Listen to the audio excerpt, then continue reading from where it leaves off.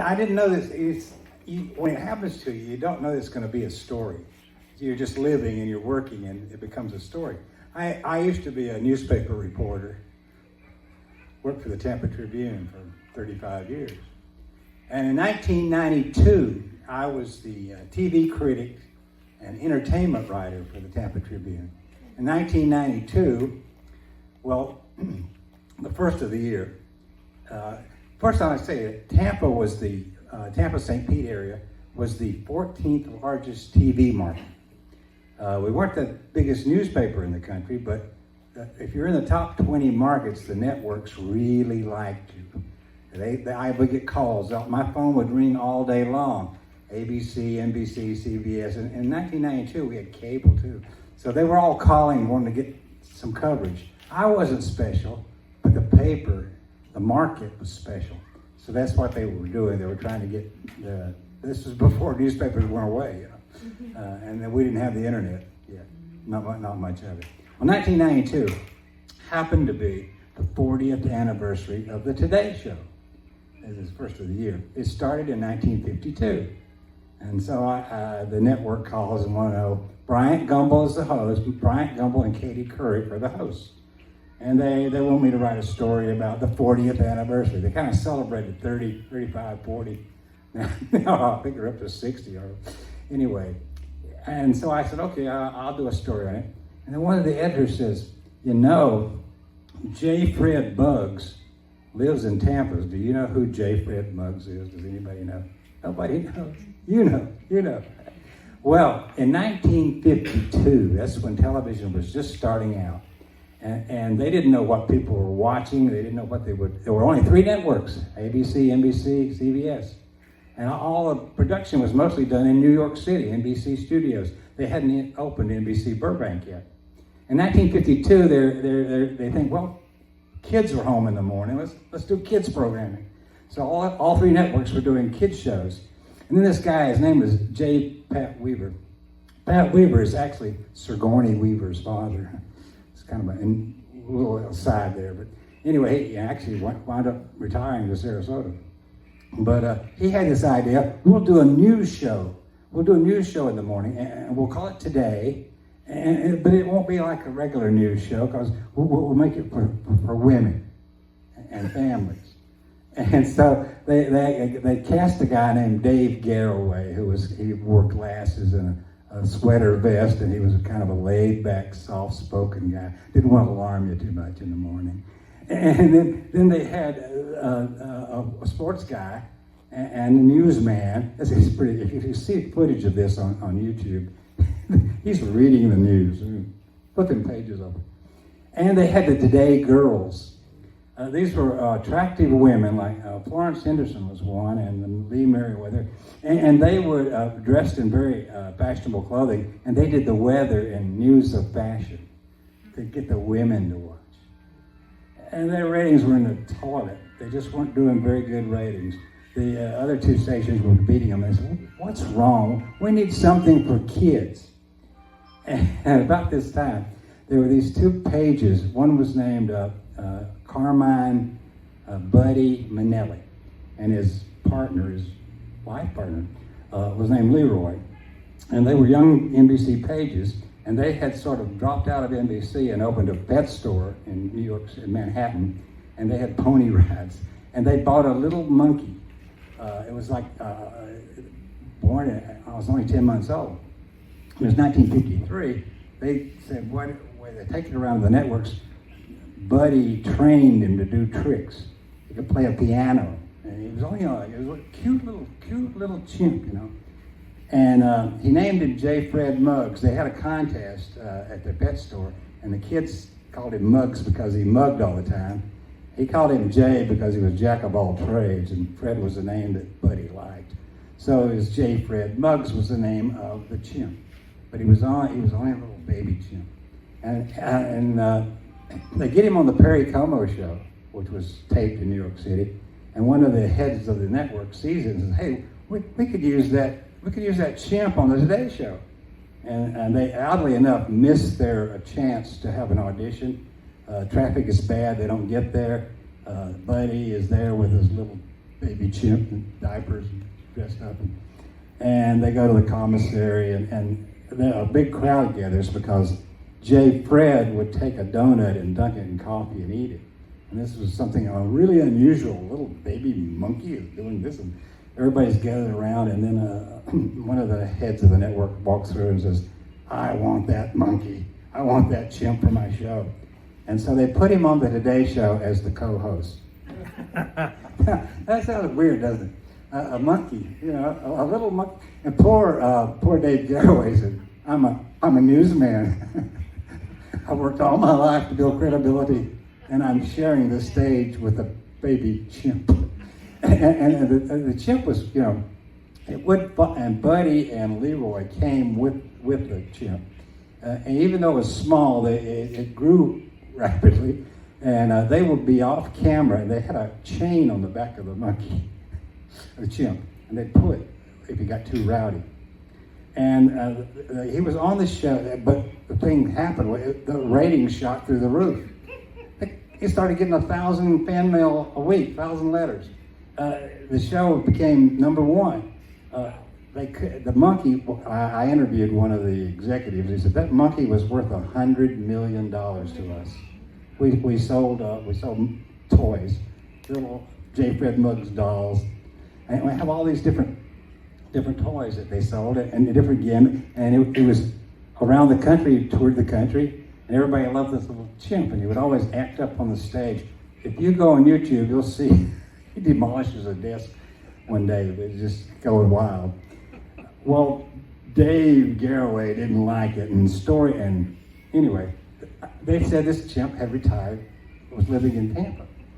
So I call him up, and I said, Buddy, he says, come on out. It's not the same little chimp, he's 40 years old. so I go out there, and they had a 4-acre tract out in Citrus Park. And his buddy and his friend and companion, Leroy, and another guy named Jerry. He had limo service. And the three of them lived together, and they took care of this chimp. And they had 3 other chimps back there. I went back there, and it didn't look like a cute little baby that I'd seen pictures of. I remember seeing it when I was a kid. No, it was 175 pounds, about 5 foot high, and it wasn't as cute. It wasn't cute anymore. It's 40 years old. So Bud says, come to the house. Come on up to the house. I got to tell you the story. So I'm sitting in the kitchen, and Bud says, I wish you could have been here the other night, because J. Fred comes up every night, and we have a beer. He just sat there just like you are. But he won't do it now, And no pictures. You can't take any pictures. We don't want any pictures.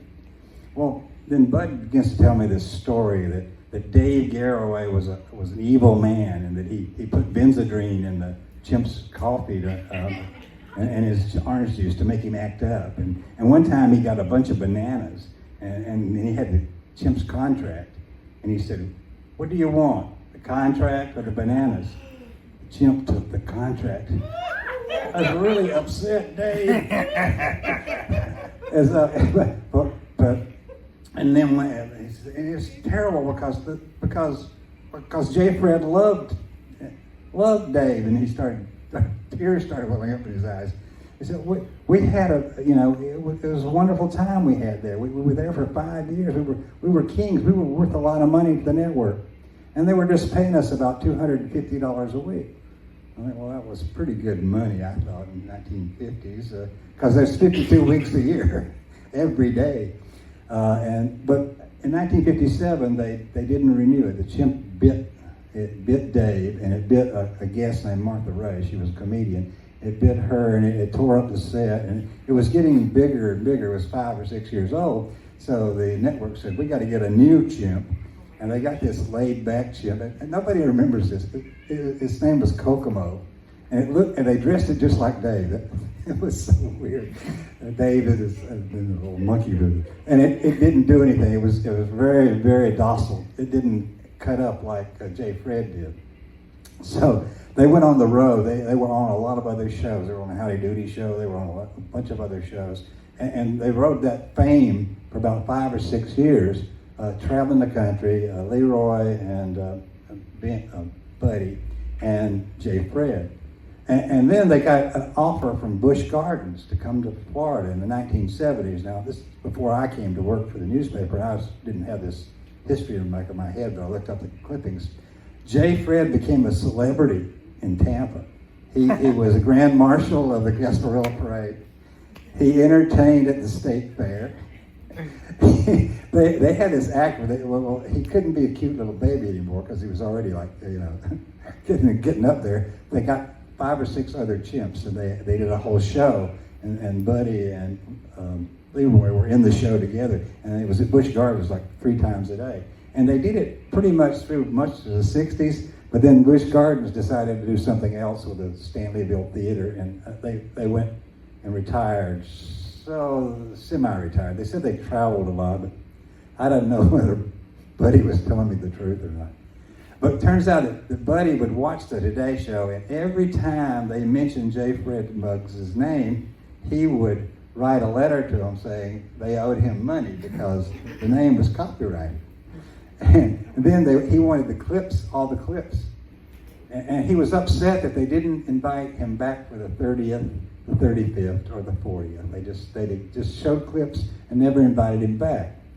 Well, I called NBC and I asked them about this, and they said, well, he's a freaking 40-pound, 175-pound, 40-year-old chimp. What do we want him on the show for? In fact, we don't even think that's the real chimp. How long do chimps live? We think he passed away, and they're passing off another chimp. And so I said, after we have our little conversation, Buddy says, you want to meet him?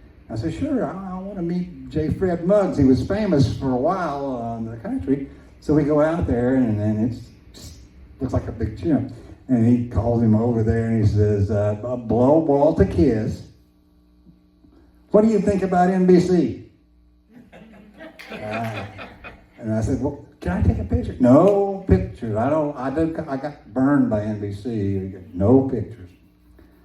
So I write this story up, and it goes all over the country. Everybody's picking this story up. Sometimes they're rewriting it, they're calling other people, but I talked to NBC, I talked to the executives. I did this story about whatever happened to J. Fred Muggs. Well, then February comes up, and I get a call, and it's NBC. It's the Today Show. And they said, listen, that story you wrote, you are the last person that they allowed to see J. Fred Muggs. We tried to go down there to do a story, he wouldn't let us in. Entertainment Tonight tried to come, and they wouldn't let us in. He won't let anybody in there. You are the last person, who is a journalist, to see that chimp. Do you mind if we come down and interview you? I got excited. I was going to be on the Today Show. I had to clear it with my bosses. And they send a reporter down, and he spends 30 minutes talking about it. I told him everything Buddy told me. And I told him what it looked like and what the chimp looked like. And they use about a minute of it, That's about the par for the course of television. But for it was like my shining moment of fame. Now, I hadn't thought about this for a long time. And I'm thinking about storytelling. And I said, wonder what happened to J. Fred Muggs. I know that Buddy passed away in 2002 because I was still working for the newspaper, and we did a big story, and that went all over the country about the guy who trained. And this was Buddy's greatest achievement in life. He actually was a good-looking fella, and he had talent. He was studied to be an opera singer, and was making headway when he got sidetracked by this chimp. And that became his whole life. And he and J. Fred, it was just his whole life.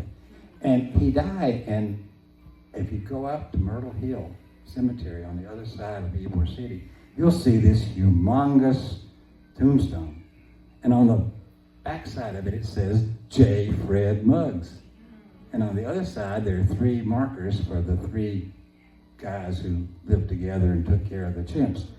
According to the internet, J. Fred is still alive. Where is he? What happened to him? Where did he go? I've been trying to find out. That's an unsolved mystery for me. I did find out. He would be about 75 now. There have been chimps that live that long in captivity. The record is about 79 for a chimp living in captivity. So if you ever see Jay Fred Bugs, tell him I'm looking for him.